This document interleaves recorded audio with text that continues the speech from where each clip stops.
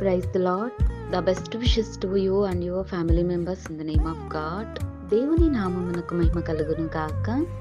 దేవుని నామం పేరట మీకును మీ కుటుంబ సభ్యులకును శుభాభివందనములు. ఈరోజు దేవుని వాగ్దానం. Today God's promise. నీ గంపయు పిండి పిసుకుని తొట్టియు దీవించబడును. ద్వితీయోపదేశకాండము 28వ అధ్యాయం 5వ వచనం. Blessed shall be your basket and your kneading bowl. Deuteronomy chapter 28 verses 5. క్రీస్తునందున్న ప్రియమైన సహోదరి సహోదరులారా, ఈ ఉదయకాల సమయమున దేవుడు మీతో నాతో మరి దేవుడు మనందరితో కూడా మాట్లాడుతున్నాడు. చూడండి, నీ గంపయు పిండి పిసుకు నీ తొట్టియు దీవించబడును అని దేవుడు వాగ్దానం చేస్తున్నాడు. చూడండి, మనము దేవుని విశ్వాసం ఉంచిన వారంగా ఉంటే దేవుడు తప్పకుండా మనకు సహాయం చేస్తాడు.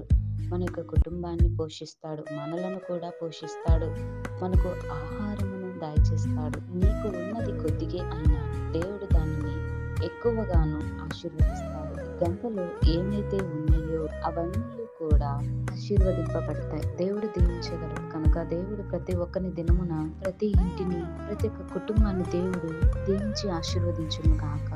ప్రార్థన.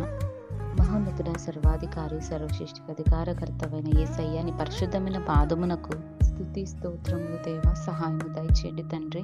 నీవు ఈ దినమున చేస్తున్న వాగ్దానమును ప్రతి ఒక్కరిని దీవించండి, ప్రతి ఒక్కరి కుటుంబంలోను దీవించండి ప్రభా. ఎవరికైతే కొదవుగా ఉందో దేవా, వారందరికీ నీ నూరంతులుగా దీవించండి, ఆశీర్వదించండి ప్రభా. ప్రతి ఒక్కరిని దీవించండి. ఈ దినమున వాగ్దానం పట్ల విశ్వసించిన బిడ్డలను మీరు దర్శించండి. నీ యొక్క కృపా కాపుదల మాకు నీ వాక్యం ఉంటున్న వారికి దయచేయమని యేసయ్య నామమున అడుగుచున్నాను తండ్రి. ఆమేన్.